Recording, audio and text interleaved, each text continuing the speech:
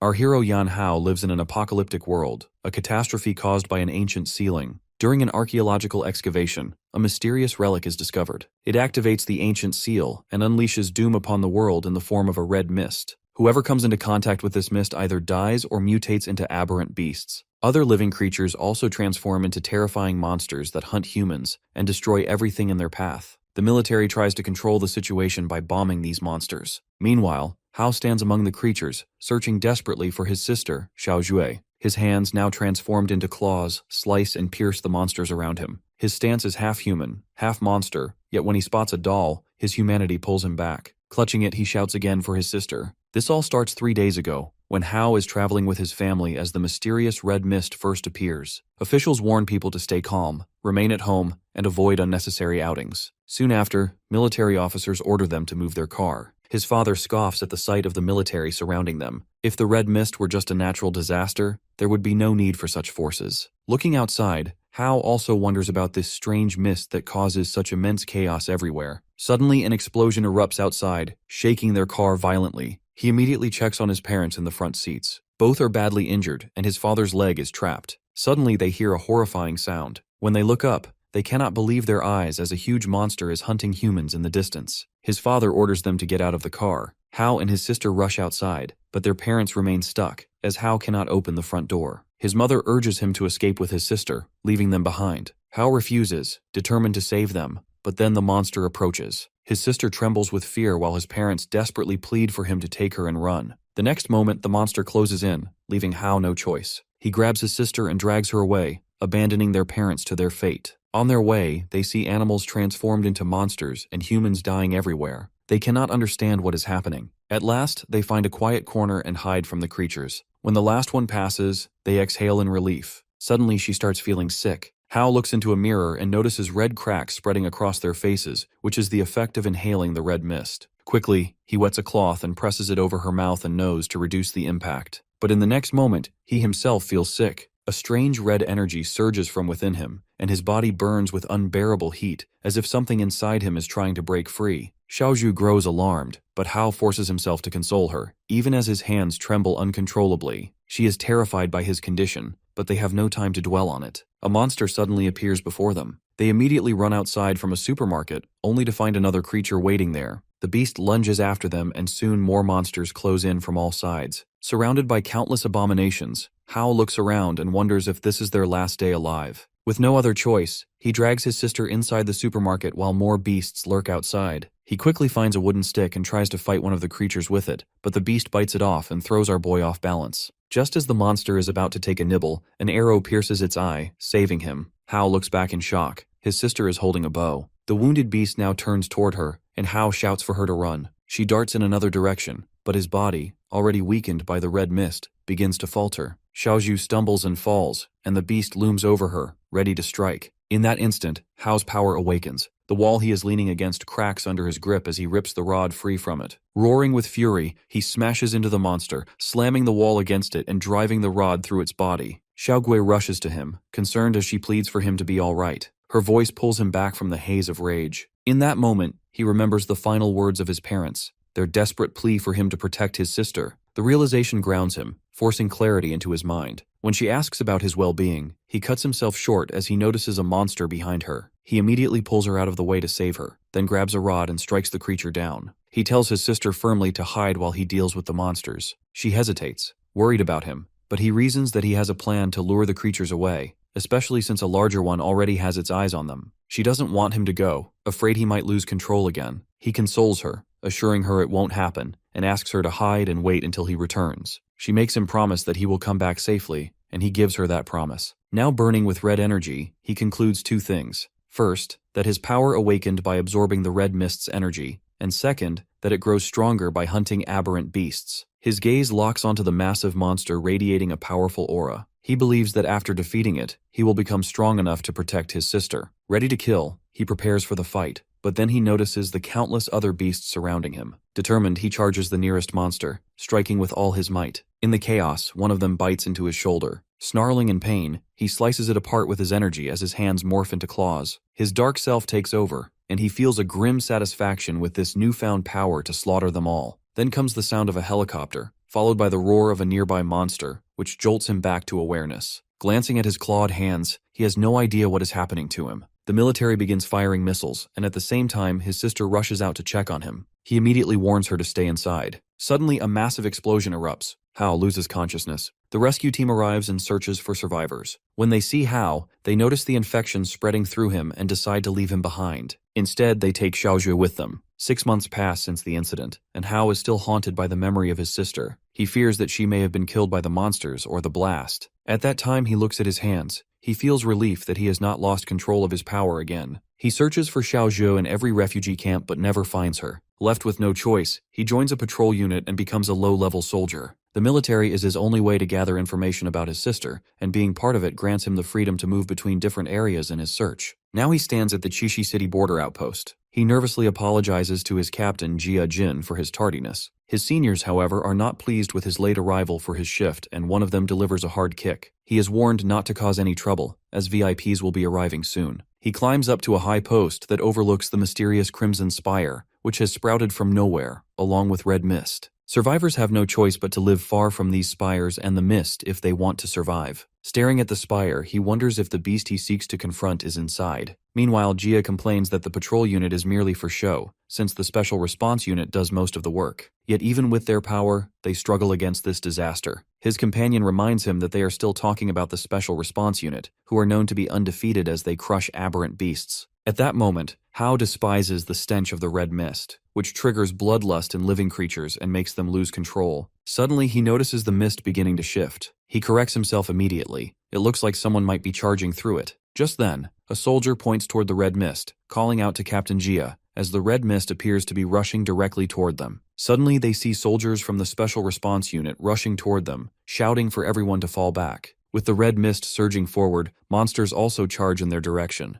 The captain calls for retreat over the radio, but before he can move, a monster pulls him back. From above, Hao watches the chaos unfold. Without hesitation, he leaps to the ground and unleashes his power. His claws rip through the beasts as he slashes and kills them one after another. At the same time, he absorbs the energy of one creature, feeling himself grow stronger. The rush of power excites him, as he is eager to see just how strong he will become after absorbing more. He is ready to wipe them all out when suddenly a blazing light cuts through the battlefield, blasting several monsters. Hao spins around and sees a girl, Song Rui, captain of the Blazeblood dispatch team. In that instant, he realizes he must revert to his human form before the special response unit discovers his secret. Song commands her team to kill everything in sight, leaving no creature alive, and they immediately comply. When their weapons swing toward him, Hao quickly shifts his hands back to human form and shouts that he is part of the patrol unit. Only then does he realize they are targeting the monster behind him. Song steps forward and demands to know where his issued weapon is as a patrolling soldier. At that moment, Hao knows he is in serious trouble. A soldier standing beside Song tells everyone to leave the outpost, while another soldier blocks the way, declaring that nobody can pass without permission from Captain Song, who watches her tablet. Meanwhile, Song's screen shows bad news. 37 people died at Outpost A. 2 from the Blazeblood squad are gone, and 30 patrol members are dead too. Our boy sits tied to a chair. He wants to know why they keep him here since he did nothing wrong. She checks her notes. Hao left his post at 1723 without telling anyone. He stayed away for 2 hours. Right after he came back, the blood mist attack happened. She wants answers. Hao knows he must escape suspicion, and claims he only napped in some old ruins and had informed his captain about it. A soldier behind him interrupts, adding that he always shows up late for missions while their captain ignores it. Hao shoots him a sharp glare, silently telling him to shut up, but Song catches on that problems run deeper within their team. Meanwhile, their captain lies in a hospital bed, wrapped in bandages. The doctor insists his condition is stable, but the soldier scoffs, asking if this looks like stability. Song keeps scanning Hao's file. His record shows he completed basic training almost 90 days ago. Yet in the last fight,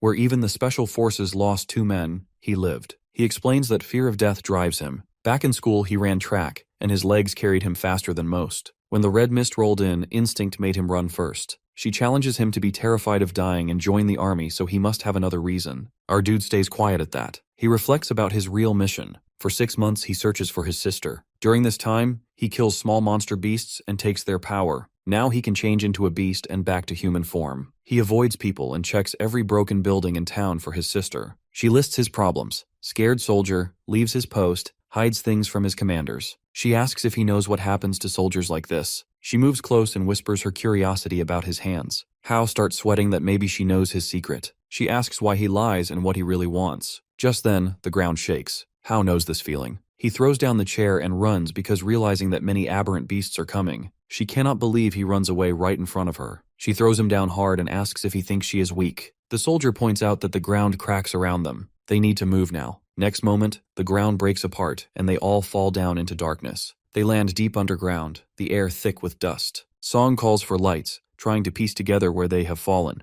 The soldier curses Hao, blaming him for their constant misfortune. Our boy bites back, telling him to hold the complaints until survival is certain. Light finally spreads, revealing the underground maze carved out by monster beasts. She orders everyone to stay close, check weapons, and guard each other's backs. A strange whistle of wind echoes through the tunnels. One soldier asks about it, and our boy informs it must be wind. The soldier realizes then an exit must be near. He hurries to confirm and finds him right, admitting that he may be useless in many ways, but he has a knack for running and finding paths. Before relief settles, a giant beetle beast emerges behind him. Song shouts for him to dodge. He barely dodges and the beetle releases an acid. Their captain warns the squad that these beetles carry acid within their bodies. One strike can melt through flesh and armor alike, so they must follow her orders if they want to survive. Turning to Hao, she appreciates his talent for survival, but once they escape, he will owe her every truth he hides. He wonders why she suspects him yet keeps his secret from the others. More sounds rumble from the tunnels. The walls quiver as countless beetle monsters crawl into the light. At that, our boy understands that they are now in a real triobly. Next moment, all the beasts charge forward to attack them. Song shoots at them with her weapon, and the group runs away. Hao drops low, and she tells him to keep moving without stopping. Hao notices the bug swarm has stopped coming. They look ahead and see a huge beast. The soldier recognizes it as a tyrant-class monster. Hao watches the creature pull red mist into its body. The beast changes the mist into power, which worries him. He warns everyone to be careful because this thing poses real danger. Song aims her weapon at the monster and fires energy blasts. The beast shoots powerful energy from its mouth. Both attacks crash into each other, creating explosions. Hao yells at Song to move away while he fights the creature. Next moment, his hands change into claws, leaving Song confused about what she sees. He promises to explain everything if they survive this battle. She wonders if he really has a way to win against such a strong enemy and tells him to be careful. Our dude enthusiastically challenges the beast to bring everything it has. He thinks this tyrant class looks just like that other creature he faced before. Hao attacks the monster from different sides, wondering how much stronger he will become if he absorbs its power. When he gets knocked down, he realizes this enemy is much tougher than a normal beast. Regular aberrant beasts would be destroyed by now. Meanwhile, the creature's huge size reminds him of an oversized armored truck. He figures it must have eaten many of its own kind to grow this big. The beast whips one of its tentacles at him. He dodges but moves slower than usual, wondering if it put all its upgrades into defense instead of speed. His comrade finds this hard to believe because just moments ago, Hao ran from danger faster than anyone. Now he fights like a completely different person. Song finally reveals that Hao is actually an experimental subject secretly created by the SU United government to fight these monsters. The soldier cannot believe that our dude who took 3 months to pass basic training and runs from danger faster than anyone is actually an experimental subject. Song confirms this is true. She only figured out his real identity when he blocked an aberrant beast attack to protect her. That guy is actually Lin Youngji, vice officer of the Blazeblood dispatch team, wonders if SU really has such experimental subjects, or if Song hides something important from them. Song explains that our boy escaped from the laboratory and somehow ended up in the border patrol team. The soldier asks if the last red mist outbreak happened because of him. Song tells her team they cannot rule out that possibility. This is why she needs to investigate him further. However, she points out that information ranks as SU's highest classified material. That's why what they have seen and heard here must stay secret. At that moment, the beast creates a ball of red mist in its mouth and fires it at them. The blast destroys everything in its path within seconds. Smoke fills the air as one patrol soldier falls on the broken ground. The soldier then gets worried for Lin, who lies near him with his leg badly hurt from the attack. He can't believe that someone comes from the Special Operations Unit and protected a regular patrol soldier like him. Lin assures him not to worry and he's fine. The soldier reminds him that hunting beasts is their main job. Getting hurt to save him does not make sense. He replies that he joined the army for more than just fighting creatures. His real purpose is keeping humans safe as their last line of protection. That's why he refuses to leave anyone behind when they need her. Meanwhile, the beast smashes Hao away hard. He crashes to the ground and feels his red mist power completely empty. He cannot even change one hand into monster form anymore. The giant armored spike beetle gets ready to strike again. Seeing this makes him realize that he is in serious trouble now. The beast lets out a roar, its body coiling as it prepares to strike Hao. Before it can attack him, it is shot. Our boy turns just in time to see Song firing at the creature, her gun locked on the beast as she reminds Hao that he cannot fall here, not when she still needs answers from him. Next moment, they hear a strange laugh comes from the beast. Song senses something is wrong. Her gaze shifts to the tunnels behind it, where a red mist seeps out and glides toward the monster. The connected paths allow it to drag the mist from every corner of the cave, stitching its wounds together. Flesh begins to knit, cracks in its shell vanish, and in moments it looks ready to fight at full strength again.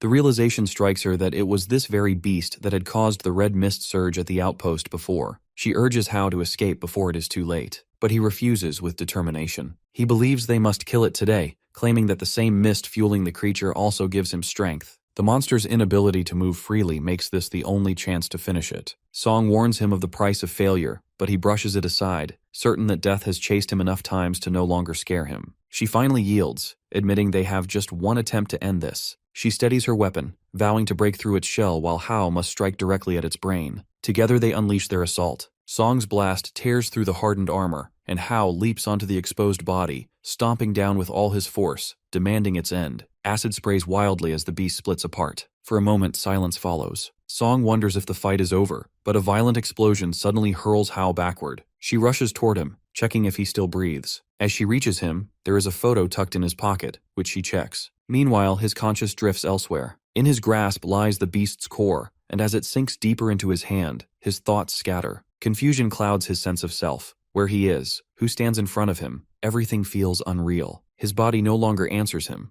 and a chilling thought flickers through his mind that maybe he has already turned into a full beast. Shapes twist within his blurred vision, patterns like strands of DNA spiraling. His body stirs again, strength crawling back into his limbs, though a heavy weight rests on his chest. He looks down and recognizes it. It's the same energy crystal from within the monster. It has shifted from his palm to his chest, embedding itself there. Realization dawns that the red mist is more than just stolen strength. It is also storage. The crystal wraps around the mist, keeping his mind clear even as he absorbs the beast energy. The madness that once came with feeding on it no longer threatens him. Now he can consume freely, gain power without losing himself. But he knows the crystal is not limitless, and too much energy will shatter it. He remembers that the giant beetle had burned through enormous amounts of mist for its final strike. Deciding to claim it all, our dude draws the red haze into himself. Meanwhile, in reality, he lies on a medical bed, his body still releasing mist that pours out like steam, and his eyes light up. His will directs it inward, creating a sphere of red mist. At that moment, Song enters the room, terror rising as she sees him embracing the very thing they feared. She demands to know what he intends, but he struggles against the surge, urging her to step back. An explosion occurs as an immense blast of energy pierces through the hospital building. 5 minutes earlier, the soldier and Song stand outside Lin's medical room, speaking about his injured leg. She reminds him that soldiers always step into danger knowing what might happen, so guilt has no place here. Inside, the captain leans forward, asking about Hao. The thought bothers him that he never imagined SU using test subjects like that. She makes it clear that this knowledge stays hidden. What matters now is his recovery.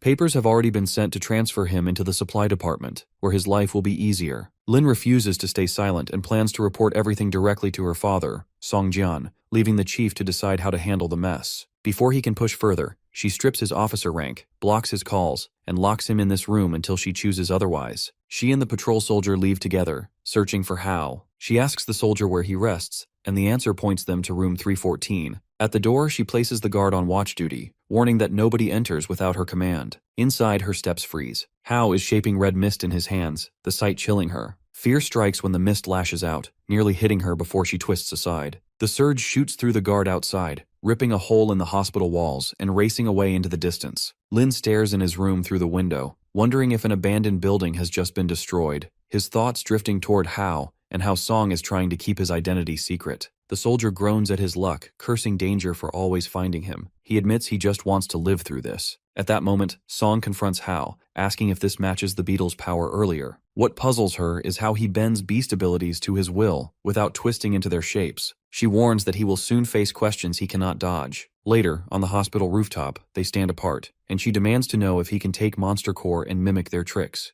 Hao admits he can, and even more, he can draw in red energy and keep it within, the crystal inside him mending itself each time. Song recognizes how valuable these skills are, but Hao carries doubt. He fears that every new power pushes him closer to becoming a monster. A thought troubles him that someone like him can't be a human. He asks for her honest judgment of his nature. Her answer comes steady. To her, he is unpredictable. His future depends on the choices he makes. At present, he is both a weapon and a threat. Two paths stretch before him: join her Blazeblood team as a soldier, or fall like the creatures they hunt. Hao doubts any city army can stop him. Song agrees she cannot either, but warns that facing SU alone is suicide. Her team offers resources instead: papers, intelligence, supplies, and protection from constant pursuit. Suspicion lingers in him, and he questions why a stranger would risk so much for someone like him. The cost feels too steep. He suspects her motives run deeper than recruiting another fighter. She calls him sharp for noticing. Her reasons are personal. Pulling out the photograph from his pocket, she holds it up. His eyes widen at the sight. She cuts him off before he can react, making clear that uncovering his history has taken her little effort. Her promise is sharp that is to join her, and the best networks will help trace his sister. How knows she is right.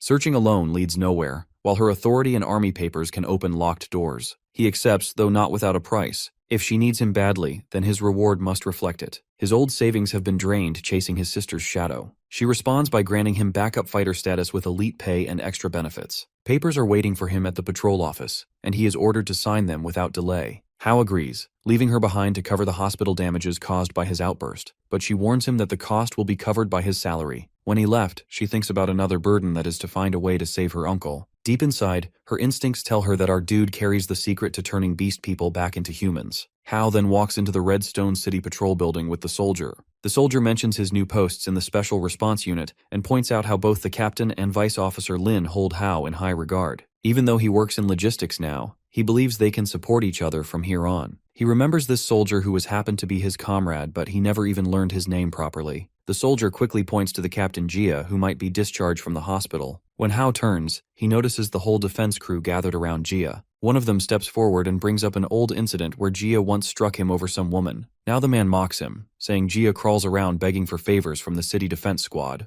He suddenly grabs Jia by the throat, leaving him coughing. The one leading this assault is Zhang Shi, commander of the Redstone City Defense Squad. The patrol soldier leaps forward, cursing them and begging them to release the captain, but they seize him instantly. Zhang digs his grip into Jia's face and orders him to kneel and lick the dirt from his boots, or he will snap the soldier's arm. Writhing in pain, Jia struggles to keep his dignity, but begins lowering himself. Hao blocks this act, stepping in. He makes it clear that such humiliation is unnecessary. Jia has helped him many times before, and this moment gives him the chance to repay those debts, so anyone daring to touch Jia will pay the price. The squad is stunned by his boldness, but then fury boils over. They rush him at once, shouting death threats. Hao knocks them down one by one, bodies slamming to the floor. When he hurls one member aside, the impact cracks the wall itself. One shouts that Zhang is an E-rank warrior and that Hao is finished for daring to oppose them. Zhang, shocked that Hao defeats them all in 4 seconds, pulls his gun. He sneers at our boy, calling him patrol garbage for standing against the defense team, and asks if he even knows who he is. Hao only smiles and snatches the gun with ease and notes how Zhang's speed isn't even 1% of Song's. Crushing the weapon in his bare hand, he makes his point without effort. Zhang pulls a knife next, but fear makes his hand tremble. Hao seizes him by the throat and throws him on the ground, reminding him about forcing Jia to kneel and lick his boots, the ground cracking beneath Zhang from the impact. Onlookers whisper in awe as they witnessed Hao dodge bullets and destroy military gear with raw strength. Our dude himself notes quietly that Beast Core enhancements already exceed every prediction. The squad scatters in panic, treating him as something beyond human. The soldier steps forward, comparing his power to legendary warriors. Hao checks his own body afterward, and confirms that his frame can handle the strain. Jia thanks him, but Hao reminds him that Jia has always been there for him, so he must return the favor. The captain worries that the defense squad may retaliate, but the patrol soldier reassures him. Since both of them belong to the Special Response Unit now, the defense squad will think twice before crossing them. Later, at the temporary facility of the Special Response Team, Song asks if Hao has completed all his paperwork. Hao confirms he has. She explains that his application has already been submitted and approved by command. He wonders if this makes him an official member now, but she warns him that real trials still lie ahead. The next step is immediate departure to Lake City headquarters, where Hao must face Blazeblood Combat Division entrance evaluation for final placement in the Special Response Team. Given what she has seen, she expects no difficulty for him. Hao, however, expects something more, which is to break every record during the trials. Their team vehicles now roll toward Lake City. Inside, Song explains that this city serves as SU's capital, the very place where Blazing Blood headquarters runs its operations. From the back seat, Hao's mind drifts to the topic of warrior rankings. He recalls hearing that only those with at least D rank can join Blazing Blood. Pointing towards the soldier, he questions someone this week to be allowed to attempt the examination. The soldier maintains a calm expression, ready to withstand punishment. Song makes it clear that logistics units follow different standards. Combat tests don't apply to them at all. Even so, the soldier reminds Hao that logistics still fight beside combat squads, so cooperation between both sides remains vital. With time to spare on the journey, Song begins explaining to him the full classification system. Anyone who awakens special abilities gains the title of warrior. Strength divides across 6 ranks, S, A, B, C, D, and E. At Special Response Headquarters, measurements expand further. Physical strength and endurance form the foundation of their assessments. She shifts focus to beasts, dividing them into 5 escalating classes: Scout, Hound, Overlord, Behemoth, and Climatic. By logic, an E-rank warrior can only deal with Scout-class threats, while D-rank matches up against Hounds. Overlords fall to B and C ranks, Behemoths demand A-rank power, and Climatic creatures are left only for S-rank elites. The explanation draws another question from How when she mentions Beast Core compatibility. Song goes deeper, connecting it to the world's current crisis. Only beasts corrupted by red mist carry special abilities. Humans, lacking such gifts, depend on beast cores to adapt and survive. Whether a person rises or lingers depends on their body's constitution, natural talent, and sheer luck. High compatibility allows warriors to wield stronger abilities in greater numbers, while poor adaptation chains a fighter at the bottom, unable to climb past E-rank. Their vehicle is stopped as a guard from the city defense team steps in front, redirecting traffic. He insists on rerouting them for official business. Song protests blocking special response units, but the guard insists on following orders. Another vehicle passes through, making Song suspicious about Blazing Blood entrance exam interference. Big shots from Grain's Vine group appearing here suggest something feels wrong. Nearly an hour drags by before they finally reach the examination site. Candidates gather, and the examiner declares that Blazing Blood the strongest shield of humanity and the sharpest blade among special units. Here is the chief proctor, Lin Yongshin, an A-rank warrior who lays down the rule that backgrounds mean nothing here. Survival depends only on true ability. The physical tests begin. First comes a 100-meter dash while carrying 50 kilograms.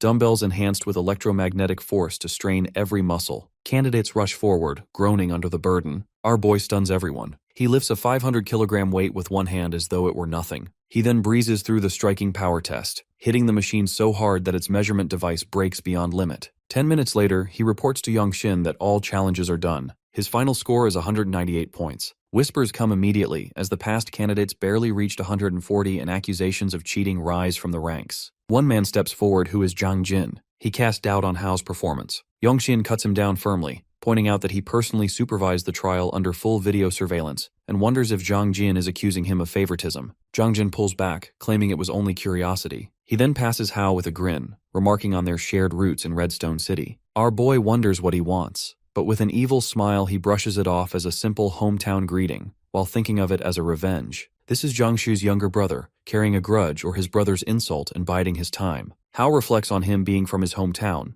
and meanwhile, Yongshin introduces Zhang Jin as part of Redstone City's privileged guard royalty and asks if they've met, but our boy claims no connection with him. Inwardly, he mocks the Redstone City guard. Yomjin then announces the results of the test, and Jin's record earns him 3rd place overall, while Hao secures 1st with his unmatched 198. Among the crowd, a girl watches with sudden interest. She had only planned to participate casually, but Hao's strength shifts her mood. This is Jin Ying, senior researcher of the Technical Intelligence Bureau, her eyes fixed on our dude. An announcement informs that top 15 scorers move on to Beast Core compatibility testing, the next step toward becoming Blazing Blood warriors. Meanwhile, Zhang Jin sits in his room with a tablet in front of him. He regrets losing 1st place because 2 unexpected monsters showed up. The voice on the other side cuts him down, reminding him that without his brother serving Green Vine, he wouldn't even qualify for the exam. One chance is all he gets, so failing isn't an option. He insists he must get into Blazing Blood, not just for himself but for his brother. Meanwhile, at the Beast Core testing platform, everyone gathers as Yongshin steps up to explain the next round. Each candidate wears a wrist guard, then places a Beast Core on top.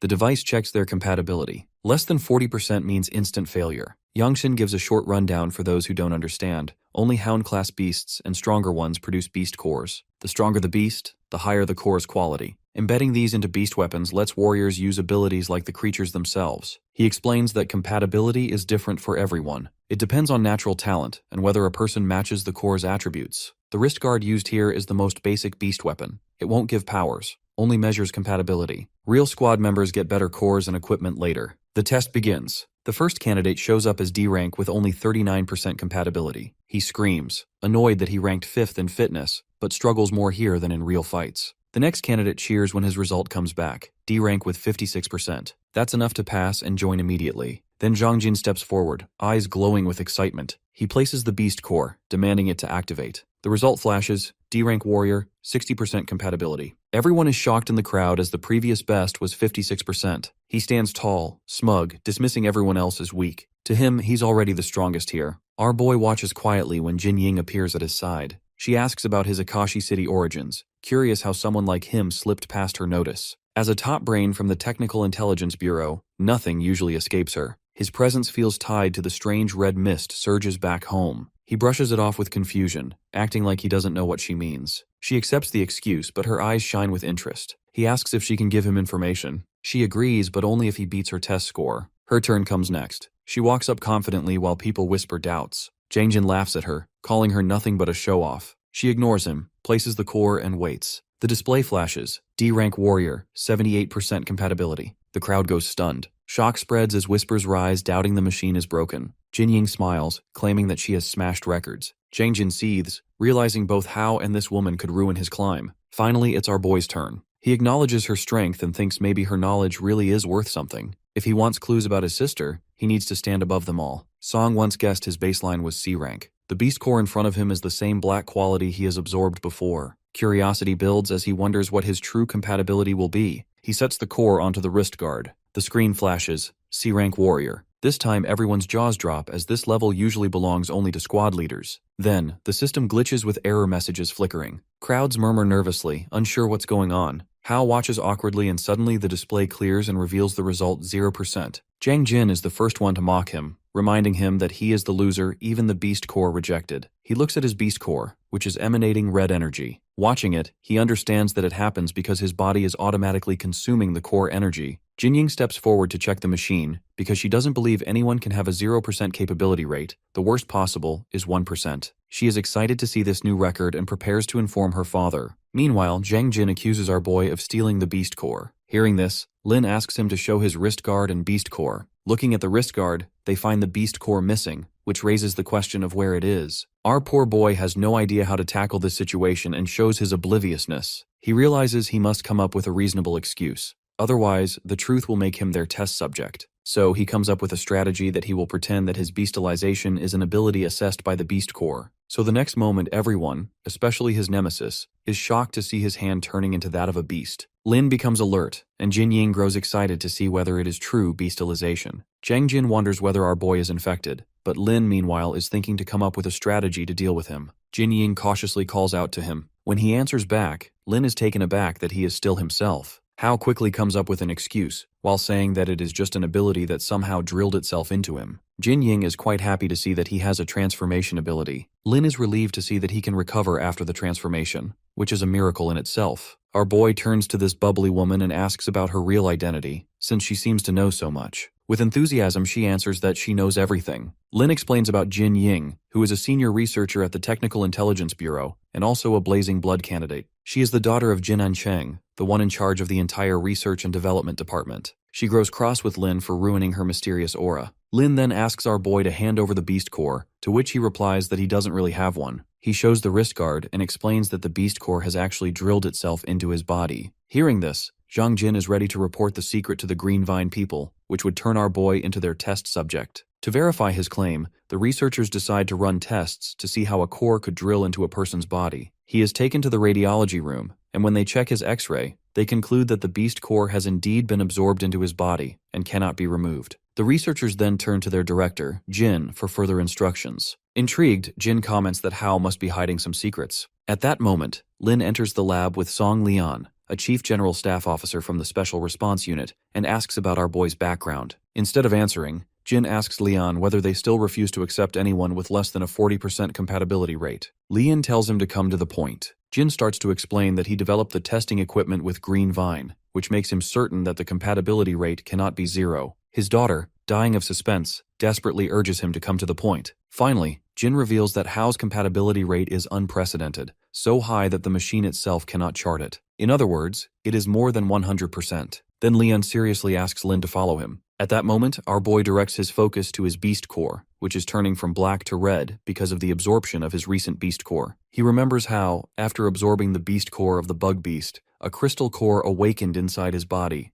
and now this new absorption strengthens it further. His core shifts from black to red, allowing him to store more red mist. This means that if he can defeat and absorb stronger beast cores, his crystal core will continue to grow stronger, granting him the ability to evolve infinitely. Meanwhile, at the Special Response Unit Blazing Blood headquarters, Song is arguing with her father about assigning Hao to her team, since she is the one who brought him here. He scolds her sternly, reminding her that she is going too far for this boy, but she insists that she is bound to keep her word as a soldier. He retorts that a soldier is bound by the country, not by an individual. He has already decided that Hao is going to join Yongshin's team, and his decision is final. Then, deadpan, he asks if she is going to fight him over a recruit. Finally, he orders her to return to her work, leaving her to think she must find another way. Later, in the Blazing Blood Barracks lounge, Jin Ying arrives excitedly, revealing that the newly discovered beast between Black City and Redstone City is assigned for rookies to explore. She has already added her name to team up with him. Our boy, now a member of the Blazing Blood unit but working under Lin, looks at her.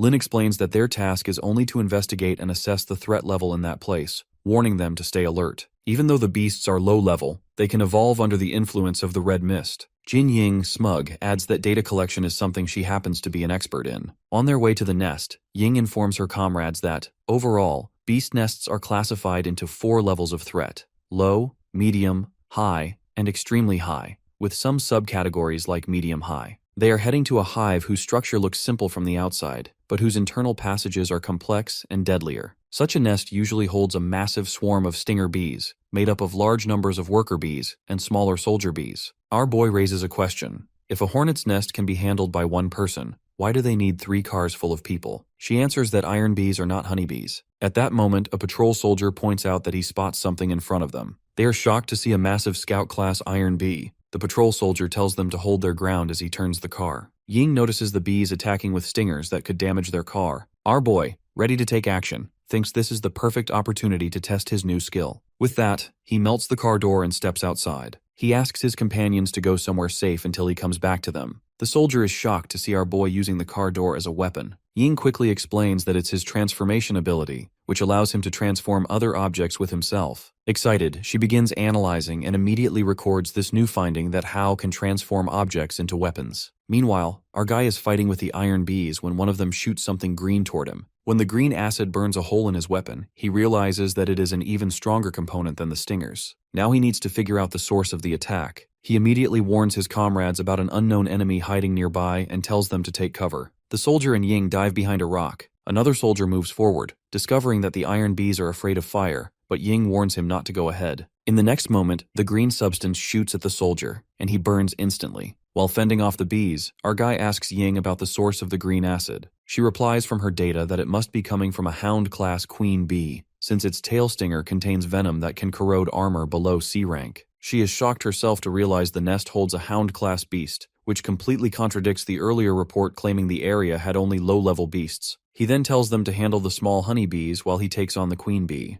At that, Ying is ready to fight, using her basic wind element. She attacks the honeybees with her wind strikes, giving our boy an opening to face the queen bee. In the next moment, he forms a spear-like weapon and hurls it straight at the queen bee. Hao's strike drives straight into the bee's vital point, yet the bee doesn't falter. Ying stares in shock that piercing its vital point should have ended it, but this was no ordinary hound-class beast. Realization strikes her that the creature is on the verge of advancing into the Overlord class, and stopping its escape is now a matter of survival. Hao's knees buckle, his body collapsing from exhaustion. Inside his thoughts, he realizes that no red mist to draw energy from, his reserves drained in an instant, and curses himself for not saving energy for the queen bee. To Ying, he appears lifeless. She teases him that she is ready to revive him with her own breath. Hao sits before she can, insisting he has no interest in children. Offended, she bristles at being treated as a child, and then she offers him a piece of chocolate, suggesting food will help him recover. But he explains his weakness comes from lost strength rather than hunger. The soldier rushes in concern and Hao assures him they're fine, then advises clearing the battlefield and setting a perimeter. They also need to report this incident. Ying informs she's done with it. Before the queen bee's nest, Hao and Ying study it. She, using the analyzer, informs that the red mist is faint here, making entry with protective suits possible. He wonders aloud if reinforcements would be wiser, but she explains the injured queen presents a rare chance, data and elimination both within reach. A mission ranked high-medium now carries the rewards of something far greater for rookies like them. At headquarters, discussions rage. Song's father, the chief of staff, speaks with Lin about Hao's future. Some view him as a rising leader, others as raw material for dangerous experiments. He dismisses neither possibility but demands Hao remain under constant watch. Suddenly, Lin's phone report cuts through the room. He is informed that the nest's threat level has shifted sharply, low to high in moments. Hao and Jinying are already inside. To Song, it makes no sense. Jinying, though eccentric, was never careless. Such reckless timing points to something hidden. He then wastes no time as he orders that the nearest Blazing Blood unit is dispatched under his daughter's command, their first task to secure the candidates, the second to destroy the nest. Yongji enters mid-briefing, assigned as Song's adjutant. He accepts without complaint. Lin wonders whether he was the one who arranged him to be in his daughter's squad, but instead of answering, he orders them to go. Though inwardly he wonders why Hao draws such pointed interest from his daughter. Meanwhile, Hao moves deeper into the nest with Ying at his side. Their protective suits, rare among Blazing Blood, resist the mist for now. Still, the danger gnaws at him. Jinying's readings confirm stability, but she warns that if the queen evolves fully into an overlord, clearing this place will become near impossible. That warning becomes reality in the next moment. A hulking bee emerges, its armored body gleaming with poison needles along its tail. The sheer presence confirms it that overlord class. Evolution complete. Ying curses under her breath because the concentration of mist should never have allowed growth this fast, and yet here it stood.